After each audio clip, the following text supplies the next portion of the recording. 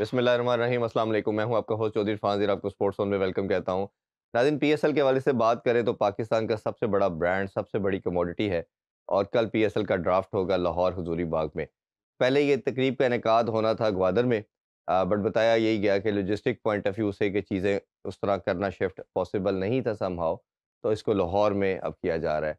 इस पे काफ़ी डिबेट की जा रही है कि भई ये पहले ही प्लान करना चाहिए था, क्या रीज़न थी, अगर ऐसा मुमकिन नहीं था तो अनाउंस नहीं करना चाहिए था। खैर, इस हवाले से भी आज डिटेल में बात करेंगे और अच्छी चीज़ ये है कि काफ़ी इंटरनेशनल प्लेयर्स भी आ रहे हैं, इस पे भी डिस्कशन करेंगे। और एक इस टॉपिक पे भी आज ज़रूर बात करेंगे कि ये जो कैटेगरीज़ डिफ़ाइन की जाती है, ये किसके कंट्रोल में होनी चाहिए? किसका प्रोगेटिव है कि क्या ये पीसीबी का है राइट या फ्रेंचाइज़ ओनर का है? अभी एक रिसेंटली इंटरव्यू भी जो अली तरीन साहब हैं उनकी तरफ से आया, उन्होंने काफ़ी रिज़र्वेशन का इज़हार किया, काफ़ी कंसर्न पीसीबी के हवाले से उन्होंने अपने इंटरव्यू में दिए कि जी ये हमारा भी कंट्रोल होना चाहिए इस हवाले से। और जो फाइनेंशियल मॉडल है इसके हवाले से भी डिस्कशन करेंगे। और फर्दर ये है कि जो स्क्वाड है वेस्ट इंडीज़ के अगेंस्ट पाकिस्तान का, उस हवाले में क्या तब्दीली हो सकती है। सबको मालूम है शायद, ये अब रिटन ऑन द वॉल है कि जी जो पिचेज़ हैं वो कैसी होंगी मुल्तान की, वो तो हमें एक टेम्पलेट मौजूद है, उसी को फ़ॉलो किया जाएगा। इस पे बात करेंगे। और कल हमने शो में ज़िक्र किया था कि जो इंजरीज़ के बाद हमारे प्लेयर रिहैब करते हैं, उनको क्यों इतना टाइम लगता है रिहैब कंप्लीट करने के हवाले से। साइम अयूब के हवाले से हमने कल बात की, आज भी उस पर डिस्कशन करेंगे कि क्या मुमकिनात है, क्या पॉसिबिलिटी है उनके रिकवर होने के हवाले से, इन सब पे बात करेंगे। हमारे जो गेस्ट है जी वो बड़े ख़ास हैं और हमारे शो का परमानेंट फीचर भी कह सकते हैं आप उन्हें, आज का रेगुलर हमारे शो में आ रहे हैं जी। मैं बात कर रहा हूँ मुजाहिद जमशेद और अज़हर खान साहब के हवाले से। अस्सलाम वालेकुम जी। जी, बहुत आप शुक्रिया। दोनों का बहुत शुक्रिया जी। शुक्रिया बुलाने का। नहीं, नहीं, नहीं, मोस्ट वेलकम। और मैं हमेशा कहता हूँ जी बड़ा अच्छा लगता है जब गेस्ट आपके अपने चाहने वाले हों, आपके पसंदीदा लोग हों, तो ज़्यादा मज़ा आता है डिस्कशन का। और और गर्मा-गर्म इतने ठंड में कॉफ़ी ना पिलाई जाए, नहीं, नहीं, अभी इसकी कॉफ़ी वजह हो पिलाते जाती हैं। है। अभी आपको गरम-गरम कॉफ़ी पिलाते हैं जी। अ, आपसे स्टार्ट करते हैं। अब ये अगर इसकी डिस्कशन करें, कल भी हमने बात की, पीएसएल का पहले थोड़ा ज़िक्र करके फिर आगे की तरफ शिफ्ट ओवर करते हैं। पीएसएल का होना बड़ी अच्छी बात है, 10वां एडिशन है। चीज़ें एक मोमेंटम पकड़ रही हैं, प्रिपरेशन हो रही है, बट इस दफ़ा जो सीज़न है ओबीसी चैंपियन ट्रॉफी की वजह से फिर पाकिस्तानी न्यूज़ीलैंड ट्रैवल करना है और इस दफ़ा थोड़ा-सा लेट हो गया, अप्रैल मई के अंदर ये इवेंट किया जाएगा। वेदर तो चलें फिर भी समहाउ, क्योंकि टी20 है, नाइट मैचेज़ ही मोस्टली रखे जाएँगे। ये ड्राफ्ट पे ही मामला थोड़ा-सा ना फँस गया कि जी ग्वादर में होना है, अब लाहौर में तकरीब हो रही है। और इसको कैसे देखते हैं ये एज़ ए ब्रांड डेवलप होते हुए, दुनिया की सेकंड लार्जेस्ट लीग भी अब तो कहा जाता है। आपका क्या सर कहना है? नहीं, डेफ़िनेटली ये चीज़ जो है आपने जो अपने इंट्रो में बात की है कि ये बड़ा इम्पोर्टेंट पाकिस्तान के लिए है कि ये 10वीं पीएसएल है जो कि होने वाली है और इसके बाद 2 टीमों की एडिशन जो है वो होनी है हाँ, जब से नेक्स्ट होना ईयर। है।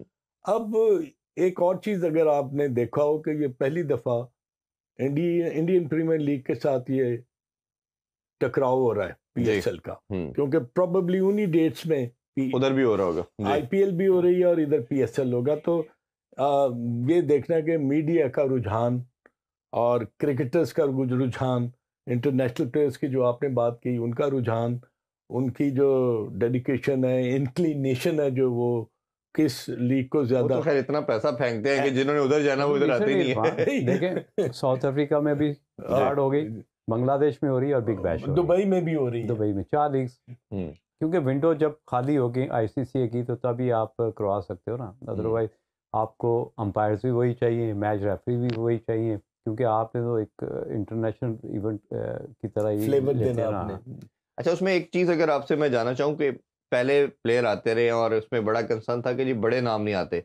इस दफ़ा जो रजिस्ट्रेशन कंप्लीट की गई और रिटेंशन का पार्ट भी 8-8 प्लेयर हर टीम रिटेन कर सकती है, वो भी हो चुका है। तो बट हम जो इंटरनेशनल रिटेंशन की बात करते हैं या प्लेयर्स की बात करते हैं तो वह ज़्यादा हुई। अच्छा, अब इसमें कंसर्न जो फ्रेंचाइज़ ओनर का है, फाइनेंशियल मॉडल के हवाले से भी हम बात करेंगे, वो भी उनका है कि हमें वो पैसे नहीं मिलते जो होने चाहिए। लेकिन एक उनका कैटेगरीज़ के ऊपर बड़ा कंसर्न है। वो कहते हैं कि जी कैटेगरीज अगर हम लेट्स सपोज किसी को ए या बी, ये आप कैसे डिसाइड कर सकते हैं, हमारे साथ मुशावरत होनी चाहिए, हमसे पूछना चाहिए, आप खुद डिसाइड कर देते हैं। प्लेयरों की भी रिजर्वेशन आती है। याद होगा साल 2 साल पहले जब मुमर को कामरान अकमल को डाउनग्रेड किया गया, उन्होंने फिर अनाउंस कर दिया मैं खेलता ही नहीं हूँ। तो ये हर सीजन में 2-3 प्लेयरों की नाराजगी का भी मसला बनता है। तो आप बताइए क्या ये किसका राइट है और किसकी कंट्रोल में ये चीज़ होनी चाहिए? देखिए कुछ चीज़ें ज़बरदस्ती कंट्रोल करने की कोशिश की जाती है, लेकिन जो फंडामेंटल राइट है वो भी इसलिए फ्रेंचाइजी का है, वो कंसेंसस के साथ ही होना चाहिए। जी क्योंकि जब आप किसी प्लेयर को अपॉइंट करते हैं तो आपकी उसकी वर्थ का भी पता होता है। ये नहीं है कि बोर्ड उसका फ़ैसला करे, ये फ्रेंचाइज का फ़ैसला है कि उसकी करंट फॉर्म कैसी है, अगर वो पीछे कौन-कौन सी लीग खेल रहा है और उसका जो बजट है किस तरह उसको दिया जा रहा है। ये सारी चीज़ें मॉनिटर करने के बाद ये बेहतर पोजीशन में होता है कोई भी फ्रेंचाइज ओनर। हाँ, ये ज़रूर है कि उसके साथ जो क्रिकेटर का अटैच होना बड़ा ज़रूरी है, क्योंकि वही बता सकता है कि कौन-सा बैट्समैन, जिस तरह मुझे याद है लाहौर कलंदर ने जब राशिद खान को लिया जी अफ़गानिस्तान के प्लेयर को, तो उनके जीतने के chances before start of the tournament बहुत बन वो गया। राइज़ हो गए थे। एक तो वो 8वें नंबर पे 20-25 5 बॉलों पे रन्स करने वाला है, और प्लस वो उस सिचुएशन में बॉलिंग करता है जब आप गेम से काफ़ी हद तक आउट हो चुके होते हैं। जी वो कमबैक आपको उस सिचुएशन में ले आता है कि जिले जी मैंने वो अपना काम कर दिया, आप मैच जीतने की पोजीशन में ले आए। तो इस तरह के अगर प्लेयर्स हों तो फैसला बोर्ड करे, और फ्रेंचाइजी का जो ओनर है उसके लिए फैसला करना मुश्किल हो, तो ये मेरा ख्याल सरासर ज़्यादती है। बिल्कुल ऐसे ही। और यहीं से अंदाज़ा लगा लें कि जब राशिद खान आया तो लाहौर कलंदर पहली दफ़ा चैंपियन हुई। हाँ बल्कि दो दफा तो ये कंसेक्टिव वो बने चीज़ें हाँ होती हैं जिसकी मेरा समझता हूँ कि ओनर, जितने भी फ्रेंचाइजी ओनर हैं, उनकी रिजर्वेशंस जो है जायज़ है, और उनको भी उतनी इम्पोर्टेंस देनी चाहिए कि ये ज़रूरी नहीं है कि बोर्ड का फैसला हो, फैसला उनका होना चाहिए। बिल्कुल ऐसे ही। अगर भाई एक और फाइनेंशियल के हवाले से ना मसला 3-4 साल से इनका चल रहा है, और मेरी समहाउ तमाम से मेरी गाय बगाए डिस्कशन हुई, कुछ फ्रेंचाइज वालों से अच्छी सलाम दुआ भी है, दोस्ती भी है, तो वो बताते हैं कि यार ये तो सिर्फ एक मुल्क को सर्व करने के लिए हम काम कर रहे हैं, हमें बचत नहीं है इसमें, और हमें लॉस जाता है। और आपको याद होगा 2 साल पहले वो हाई कोर्ट में मामला चला गया, फिर हाई कोर्ट ने बोर्ड की भी सदस्यता की, इनको भी बोला कि भाई आप ये बैठ के एमिकेबली क्यों नहीं सॉल्व करते, हर मामला आप लोग कोर्ट में ले आते हैं और आपस में बैठे इसको सॉर्ट आउट करें, जो शेयर जो भी डिसाइड करना है। तो खैर वो बैठे और कुछ चीज़ें इंप्रूव हुई, बट शायद दिल अभी भी उस तरह इनके आपस में एक दूसरे से नहीं मिले हुए। तो ये जो इसका सोल्यूशन क्या है, अगर आपने एक बड़ा ब्रांड बनाना है, लार्जर कॉज पे जाना है, और जब आपके आपस में डिफरेंसेस हम शो कर रहे हैं या बात मतलब दिलों में कुछ रंजिश रखेंगे, तो कैसे आप आगे बढ़ सकते हैं? देखिए, इसकी मिसाल मैं आपको देता हूँ कि लास्ट आईपीएल हुई ना, उसमें डेविड वार्नर जो थे ना, उन्होंने बड़ा ही पैथेटिकली परफॉर्म किया था। तो क्या वजह हुई कि डेविड वार्नर ने आईपीएल से अपने आप को अलहदा करके पीएसएल में डेविड वार्नर की परफॉर्मेंस देखें तो वो बड़ी जबरदस्त परफॉर्मेंस वो दे रहे हैं। आज भी 82 की है। एग्जैक्टली। अब आप मुझे ये बताएं कि जब डेविड वार्नर जब आएगा ना, तो ये एक तो फिनेंशियल जो आपने बात की कि उसकी एक मार्केट वैल्यू है, उसका नाम है, जी he has been a splendid performer in T20 one day and test matches. बिल्कुल ठीक।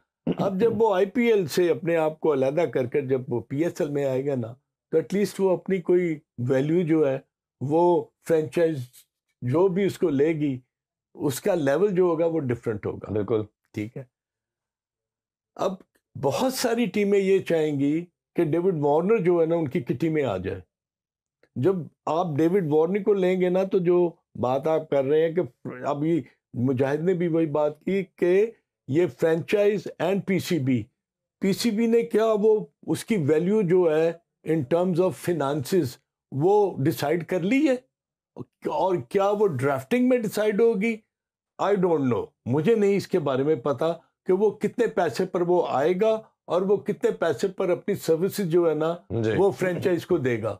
तो ये तो तब डिसाइड होगा जब वो किसी भी फ्रेंचाइज उसको चूज करेगी, और वो कल ड्राफ्ट के अंदर ये फिर होगी, और हर बिडिंग के अंदर हर टीम की बारी बारी आती है, वो अपनी कैटेगरी वाइज डिसाइड कर सकते हैं। अच्छा, एक और भी मुजाहिद भाई, अगर फ्रेंचाइज के वाले से कंसर्न आता है या फाइनेंशियल्स की बात की, दूसरा ये कि ये जो डिफरेंट और लीग शुरू हो गई हैं with in the country, SPL का नाम ले लें, फिर इसी तरह केपीएल का नाम ले लें, अब एक प्लेयर लेट्स सपोज 3-4 करोड़ में बिक रहा है आपकी लीग के अंदर, और पीएसएल के अंदर वो कहते हैं इतना महंगा हम परचेज कर रहे हैं।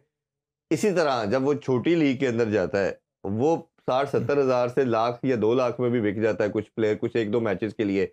ब्रांड को वो प्लेयर का नाम तो नजर आ गया ना, मैं एक एग्जांपल के तौर पे सिर्फ ये कोट कर रहा हूँ, कई मैच 1-2 खेल के चले जाते हैं ताकि ब्रांड के साथ रजिस्टर्ड हो जाए, नाम आ जाए, और वो आपका वो कहते हैं कि हम एक प्लेयर को इतना महंगा करोड़ों में खरीद रहे हैं, ये कुछ लाखों में खरीद लेते हैं, और उसका नुकसान हमारी जो बड़ी लीग है, जो पाकिस्तानी लीग है, उसको होता है।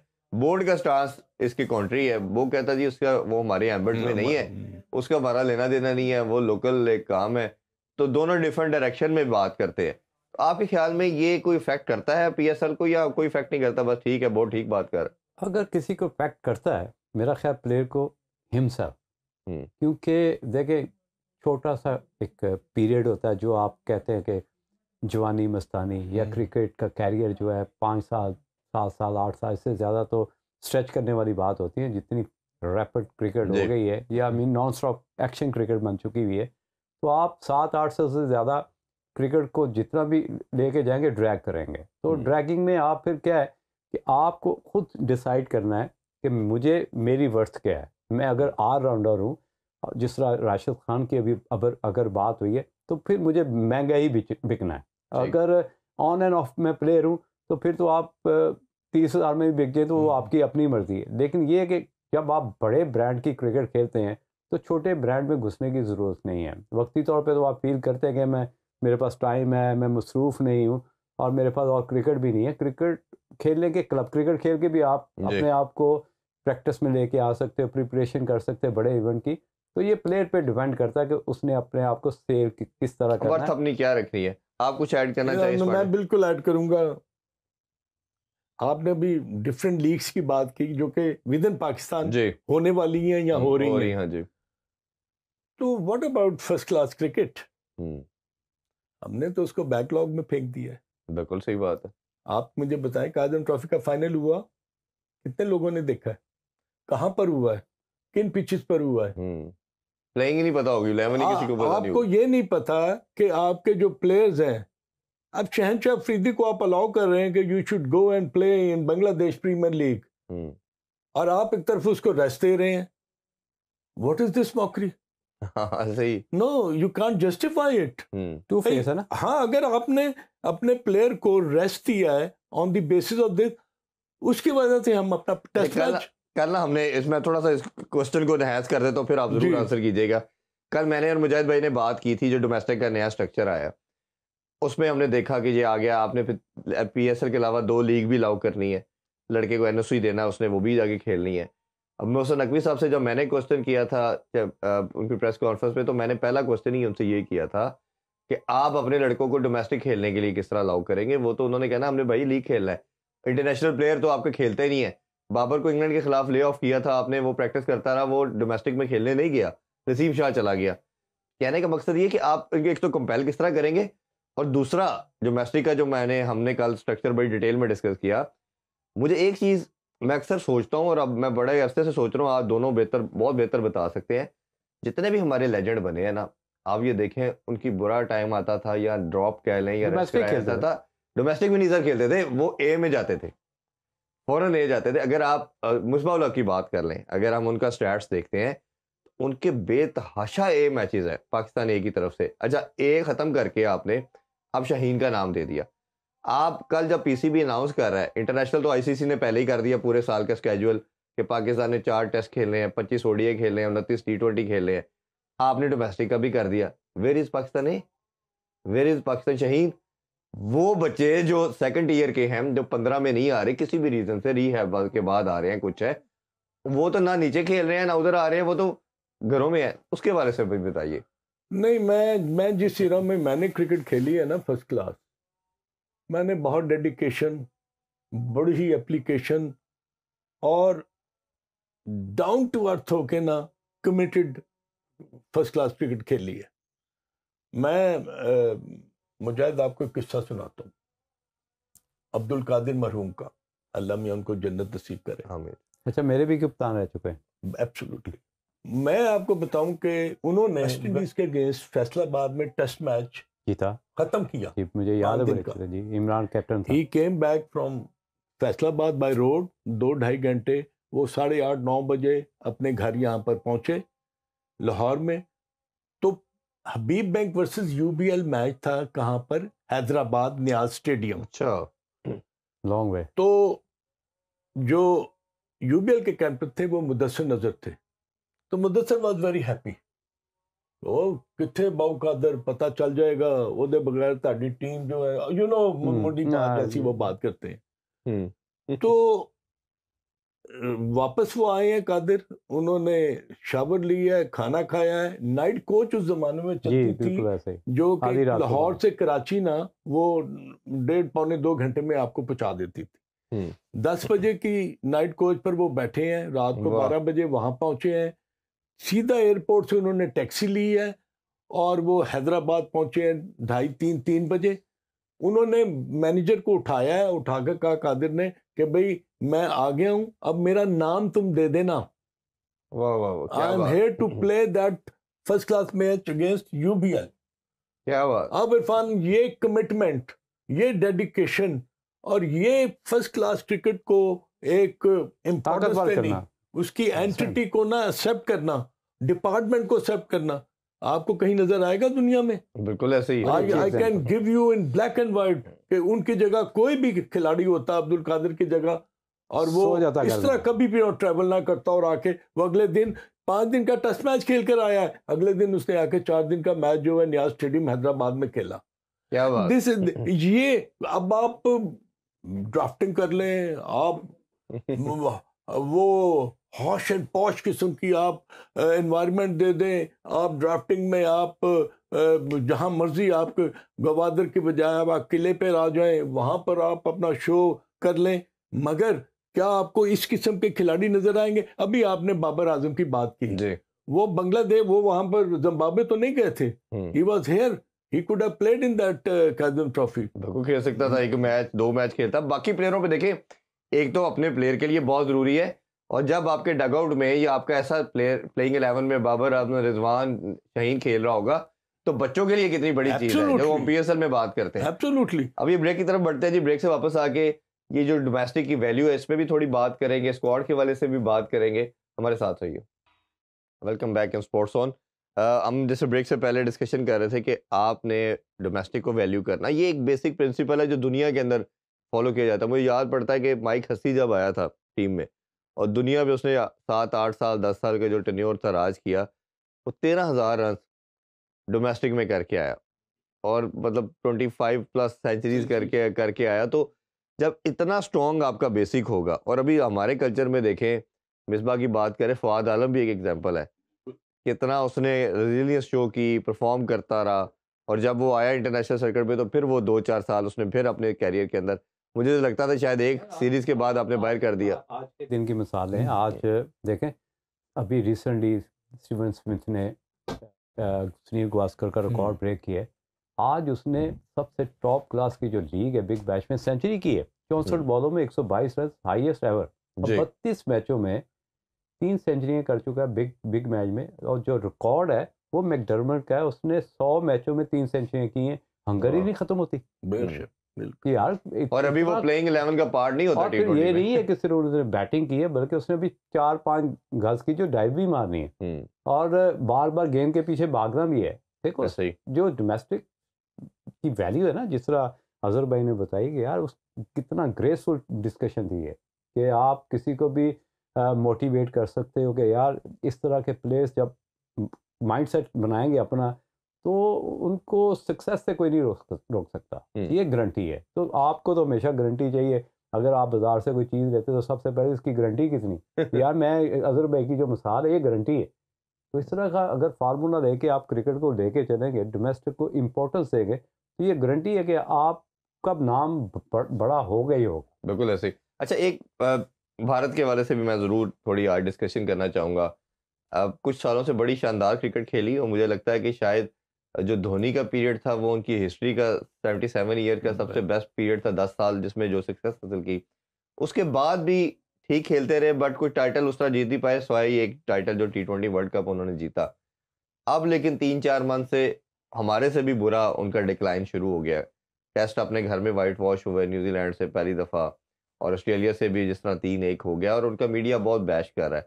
कुछ लोग उसको ब्लेम उनके कोच पे कर रहे हैं कि गौतम गंभीर का ये नहीं था, वो पॉलिटिकल अपॉइंटमेंट है, और राहुल द्रविड़ जैसे बंदे को हटाना। कुछ कह रहे हैं कि शायद ये रोहित और विराट का टाइम ख़त्म हो चुका है, इनको ज़बरदस्ती कैरी किया जा रहा है और इनको अब घर चले जाना चाहिए। क्या आपको लगता है सर कि ये वाकई टाइम ख़त्म हो गया, एज के साथ रिफ्लेक्सेस ख़त्म हो जाते हैं, या आपको लगता नहीं ये बहुत बड़े नाम है, बहुत परफॉर्मेंसेज है, इतनी जल्दी ये डिसीजन नहीं लेना चाहिए, इनको थोड़ा टाइम देना चाहिए? आई थिंक कि दो चीज़ें जो है ना उनको बड़ा आप माइन्यूटली आपको वे करना पड़ेगा। एक जो 3-0 न्यूजीलैंड के साथ जो शिकस्त हुई है ना इंडिया को, वो कभी एक्सपेक्ट नहीं कर रहे थे, क्योंकि वो पिचेस अपने मुताबिक बना रहे थे जी। और वो देखें वो फायर बैक कर गई चीज़। वो क्यों कर गई? इसलिए कि New Zealand played an exceedingly well cricket. बड़ी ज़बरदस्त उन्होंने, उनके बॉलर्स ने और उनके बैटर्स ने परफॉर्म किया, और वो टेस्ट मैचेस 3 जो है ना वो बहुत हर्ट की है इंडिया को। वो ये पहले कभी हारते ही नहीं वो थे। ये सोच रहे थे कि ये 3 टेस्ट मैच जीत के अगर वो ऑस्ट्रेलिया जाएंगे ना, हाँ। तो उनको एक तो वर्ल्ड टेस्ट चैंपियनशिप के लिए फाइनल क्वालिफाई कर लेंगे, चुके होंगे, हाँ और जी। एक ये है कि उन पर प्रेशर कम होगा ऑस्ट्रेलिया के टूर का। अब जब वो 3 मैचेस जब हारे ना, तो आप देखें कि उनके पास जस्टिफिकेशन कोई नहीं थी कि उनके मुल्क में आकर न्यूजीलैंड की टीम जो है वो इस तरह परफॉर्म करके इस तरह वो सीरीज जीत रही है, तो देयर वाज नो जस्टिफिकेशन। उसी माइंडसेट को लेके, उसी परफॉर्मेंस को लेके प्रेशर बिल्ड किया। अब वो जब गए तो पर्थ में बुमराह ने प्रोबेबली वो डिफरेंस था जो कि उसने शो किया इंडियन क्रिकेट में, और वो बड़ा ही विराट कोहली की सेंचुरी भी उसमें, और उसमें दूसरे लड़कों की कंट्रीब्यूशन भी बड़ी जबरदस्त थी। तो वो बड़ा हैंड्स डाउन ना क्लिनिकली एंड वेरी, जिसे कहता ना वन साइडेड, उन्होंने वो टेस्ट मैच जीत लिया एकदम। अब जब पिंक बॉल के पास आते हैं ना, तो पिंक बॉल से पूरी जो क्रिकेट है ना उसका शक्ल ही चेंज हो जाती है। बॉल में मूवमेंट आ जाती है, गेंद जो है ना वो साइडवेज और लेटरल मूवमेंट शुरू हो जाती है। वो उसको थोड़ा सा पिक करना जो है मुश्किल होता है। लाइट्स में पिंक बॉल का और रेड बॉल का एक डिफरेंस आपको नजर आता है। उसमें जब कम बैक किया ऑस्ट्रेलिया ने, तो ये प्रेशर बिल्ड करना शुरू हो गया। अब विराट कोहली और रोहित शर्मा की जो परफॉर्मेंसेस हैं और जो बहुत गंभीर की बात की, तो मेरा ख्याल ये हर्ट करेगी आने वाले दिनों में, और इंडिया जो है ना उनको वो स्ट्रगल करेगी। आई डोंट थिंक सो कि चैंपियंस ट्रॉफी में इंडिया का परफॉर्म करना इतना आसान होगा, क्योंकि वो माइंडसेट जो हारते हुए आ रहे हैं ना, तो आपको उस हार को ना ड्रेसिंग रूम में एक जो चेंज लानी पड़ती है ना, उसमें आपके सीनियर प्लेयर्स का कंट्रीब्यूशन और आपके कोचेस का और आपके जो टीम मैनेजमेंट है उनका बहुत बड़ा हाथ होता है। बिल्कुल ऐसे ही। अच्छा मुझे भी इस अदर भाई ने कहा, दो चीजें फर्दर भी इसमें ऐड मैं करता चलूं। एक तो ये जैसा कोचेस का और कप्तान का मसला, उनके कंट्री में दो डिबेट चल रही है। एक तो दोनों सीनियर को बिठा दिया जाए, लेकिन जो एक्स क्रिकेटर ने भी एक डिबेट उनकी छेड़ दी है। उसने कहा जी हिंदुस्तानी जो कप्तान है वो कभी मैच से बाहर नहीं बैठता, और रोहित शर्मा को उनके क्रिकेट फ्रेटर्निटी में बड़ा हाईली रेट किया जाता है। उससे कहा जाता है कि ये सेल्फलेस कैप्टन है, ये सेल्फिश नहीं है। वो इवन विराट को जरूर कहीं ना कहीं कह देते हैं कि ये सेल्फिश था, तेंदुलकर को भी कहते, तो वो कहते हैं ये तो अपने लिए खेलता ही नहीं, ये टीम के लिए खेलता है। इसको कैसे बाहर बिठा दिया गया? वो उसका अपना डिसीजन नहीं हो सकता। अच्छा, उसको कंपेल किया गया। कैसे कह सकते हैं कि ये अपने लिए नहीं खेलता?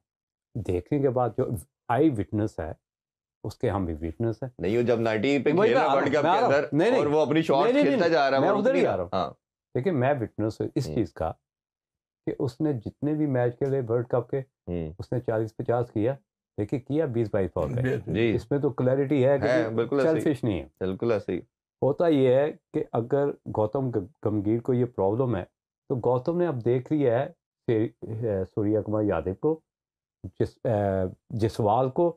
जब उनका प्लेइंग स्टाइल वो देखता, तो वो एक कोच की ना एक अजीब सी फीलिंग होती कि यार ये तो एक्सेप्शनल केस है। उस दौरान आपको विराट कोहली 110 से 190 के स्ट्राइक रेट से खेलता हुआ जचता ही नहीं है।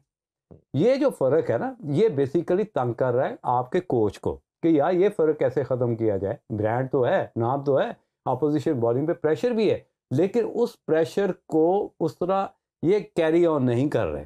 तो यही वो वजह है जिसकी वजह से कोई भी कोच हो, चाहे अजहर भाई हो या मैं हो, मैं कंपैरिजन करना शुरू हो जाऊंगा जसवाल के साथ सूर्या कुमार यादव। मैं उसमें थोड़ा सा ब्रेक की तरफ बढ़ता हूं, ब्रेक से वापस आके और तीसरा कि जो रोहित शर्मा को प्रॉब्लम आ रही है, जब से वो हिटमैन फेमस होना शुरू हुआ है, अब उसकी मजबूरी बन गई कि उस रेपुटेशन को कैरी कैसे करना है जो उसके लिए डेंजरस बने। वो सूर्य कुमार यादव तो शायद उनका सिर्फ T20 के लिए खिलाते हैं, लेकिन आपको नजर तो आता रहता है ना, आप टैलेंट उनके पास बेतहाशा है। प्रॉब्लम ये आ रहा है कि टैलेंट उनके पास है और इनको वो अब लोग शायद अब्सॉर्ब नहीं कर पा रहे कि ये हाँ कि वो अब्सॉर्ब नहीं कर पा रहे किस तरह परफॉर्म करेंगे। ब्रेक लेते हैं, ब्रेक से वापस आके इसी को कंटिन्यू करेंगे। Stay with us once again, welcome back to sports on.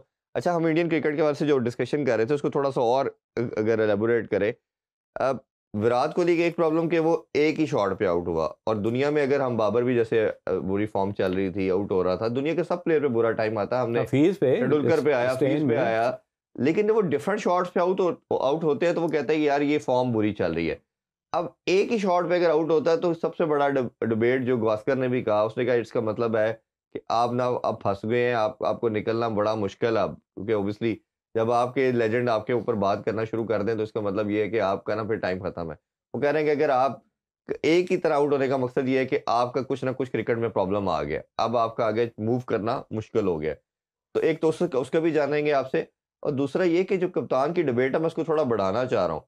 अब जिस तरह शान मसूद भी 10 मैचेस में से सिर्फ 2 जीता, 8 हार गया, तो कप्तान तो बाहर नहीं बैठ रहा। कप्तान बैठाने का मकसद ये है कि आप ये मैसेज दे रहे हैं कि कप्तान की भजन जगह नहीं है टीम में, वो फिर टोटली बाहर जाएगा। वो तो अगर है तो उसने तो लीडर भी है, उसको लड़ना भी है, लड़कों को भी साथ लड़ाना है।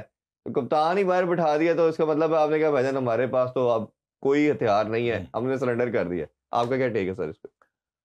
नहीं, ये बड़ा मुश्किल है कि देखना ये है कि कौन सी पोजीशन पर आप बैटिंग कर रहे हैं और आपका टीम में रोल क्या है, आप पर टीम डिपेंड कितना कर रही है, और ख़ास तौर पर जब आप कैप्टन हैं।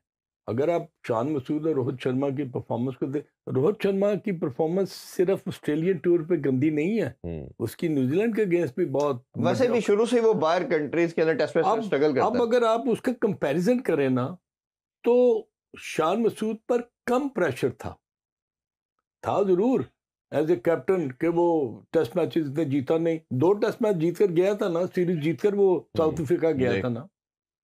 अब बात आ जाती है कि रोहित शर्मा की कंसिस्टेंटली बैड परफॉर्मेंस जो है ना, उसके माइंडसेट को ना वो अफेक्ट कर रही थी। वो कुछ चीजें अपनी टेस्ट क्रिकेट में, अब देखिए T20 और वनडे को आप कंपैरिजन ना करें, ठीक है। टेस्ट मैचेस में आपकी 4 स्लिपें होती हैं, एक गली होती है, और बॉलर जो है वो नए गेंद को वो मूव कर रहा होता है, आपको पिच भी हेल्प कर रही होती है। वहां आपकी टेक्निक जो है ना वो एक्सपोज हो जाती है। How many times he got himself out while playing that shot outside the off stump when he was caught in the slips. ये रोहित शर्मा की मैं बात कर रहा हूँ। अब अगर उन्होंने, जिस तरह मुजाहिद ने कहा ना, अगर उन्होंने ये फील किया कि he does not be happy to be a part of the team because team उसकी वजह से सफर कर रही है। अब एक ओपनर जो है वो नंबर 4 या 5 पर भी वो उसने बैटिंग की है, उसमें भी वो सक्सेसफुल नहीं रहे।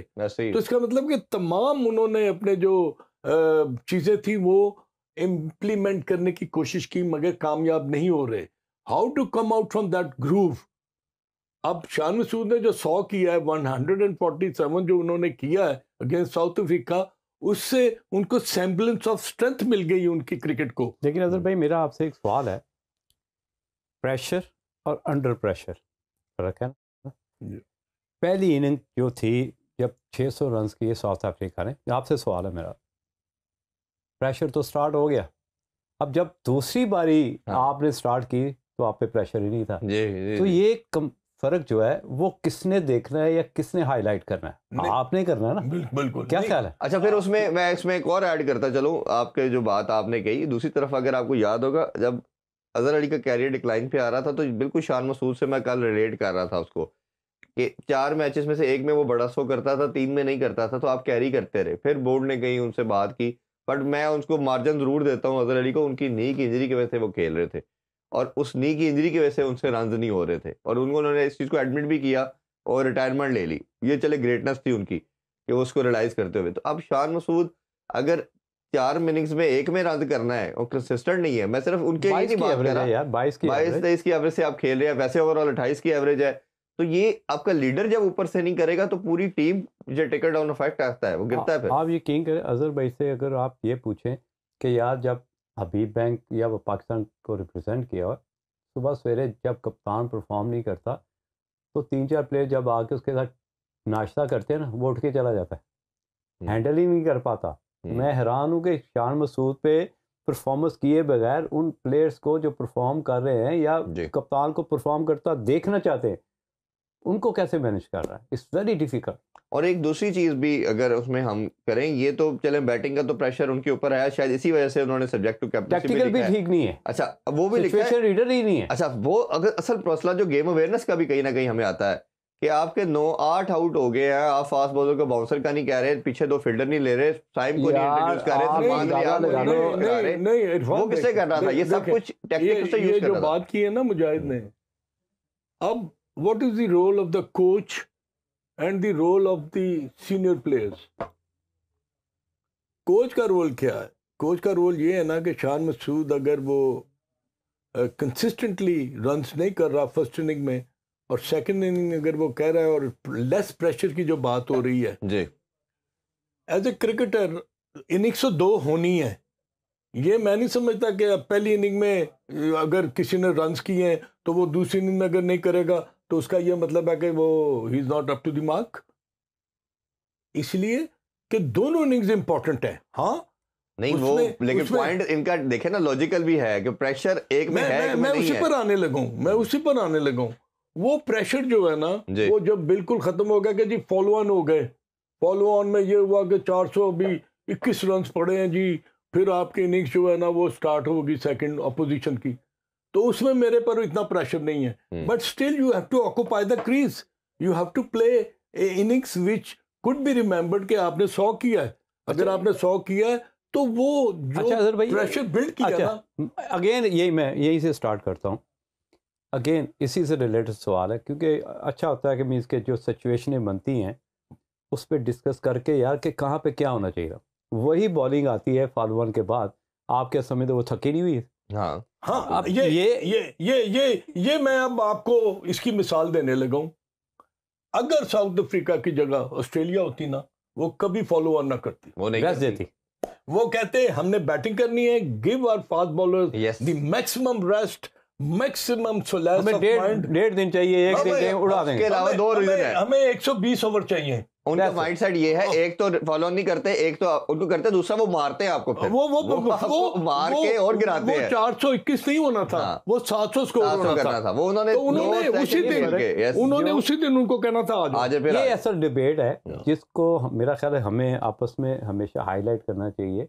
प्रेशर हैंडलिंग और सिचुएशन, कहाँ पे प्रेशर नहीं है, कहाँ पे है, अपोजिशन कितनी थकी हुई है, ये चीज़ों को तो हम नहीं कर सकते। ये मैं जो बात करता हूँ ना जी, कप्तानी की हम बात कर रहे हैं, मैं हमेशा कहता हूँ कि ग्रेट कैप्टन जैसे हम अपने पाकिस्तान में खान साहब या वसीम अकरम को रेट करते हैं, या धोनी का क्यों इतना बड़ा, स्टीव वॉ को क्यों रेट किया जाता है, आपके अपने 11 प्लेयर से भी अच्छी होनी है गेम अवेयरनेस, और आपके अपोजिशन से भी आगे सोच रहे हैं आप वो सोच रहे हैं जो अपोजिशन भी नहीं सोच रही, आपके बच्चे भी नहीं, जितने लड़के हैं वो भी नहीं सोच रहे। 2 ऐसे फार्मूले हैं, कोई भी क्रिकेट बड़ी टीम अडेप्ट कर लेना, एक kill and there and then strict वाली, बिल्कुल ठीक है। और दूसरा ये है कि चाहे आप बॉलर है या बैट्समैन है या इवन विकेट कीपर है या चाहे थर्ड मैन पे फील्डिंग करे, आपको दूसरे से 1 माइक्रो सेकंड आगे होना है। बिल्कुल होना है, बिल्कुल होना है। मेक इट सिंपल, कोई रॉकेट साइंस नहीं है कि यार मैंने एडवांस लेवल पे किस तरह जाना है, दूसरे से आगे सोचोगे तो होगे ना कि यार किस तरह की बॉलिंग है, किस तरह की पिच है, कौन सा अटैक बैटिंग अटैक मैंने लेके चलना है, या बॉलिंग पिच रीडिंग कैसी है, कहाँ बॉल करना है, कितनी। बट लेकिन अनफॉर्चुनेटली लग रहा है कि हमें ना कहीं ना कहीं ऐसा लगता है, या मैचेस देख के लगता है कि आप सिचुएशन का वेट करते हैं and wait for the happening का वेट करते हैं, क्या होगा फिर देखते हैं, उससे आप प्रोएक्टिव होके नहीं। 2 बॉलर जो थे ना साउथ अफ्रीका के, वो यानसन और रुबादा, उसके बाद मुझे बताएं जो 2 बॉलर्स थे, एक का तो मेरा 18 साल का बच्चा जो था वो खेल रहा था, अपनी डेब्यू कर रहा था, मुबाका के क्या नाम है उसका, मुश्किल नाम। और सेकेंडली वो मोलेंडर जो था, वो कमिंग बैक फ्रॉम इंजरी, वो तो पहले ओवर में उसने 3 के 4 नो बॉल कर दिए। तो स्पिनर जो था ना वो उनके महाराज। पास महाराज जो था वो एक ऐसा था जो कि उसको किसी किस्म की हेल्प नहीं मिल रही थी।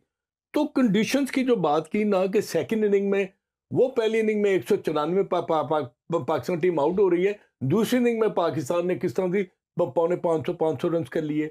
उसकी वजह यही है कि उनकी बॉलिंग में जो मैं आपको कंपैरिजन कर रहा हूं कि ऑस्ट्रेलियंस होते वो कहते हमने फास्ट बॉलर्स को नहीं अभी बॉलिंग करवानी, अभी रेस्ट देना, विल ब्रिंग बैक, हम बैटिंग करेंगे, इन पर और 650-700 रन का मलबा डालेंगे और उसके बाद हम यही शायद टेक्निकलिटीज और कुछ ऐसी चीजें होती है जो आपको एक बड़ी टीम बनाती हैं। जी बहुत बहुत शुक्रिया आप दोनों मेहमानों का। इंशाल्लाह फ्यूचर में और नेक्स्ट वीक फिर आपको ज़हमत देंगे। अभी आपसे इजाजत चाहेंगे, अपना बहुत ख्याल रखिए। अल्लाह हाफिज। पाकिस्तान जिंदाबाद।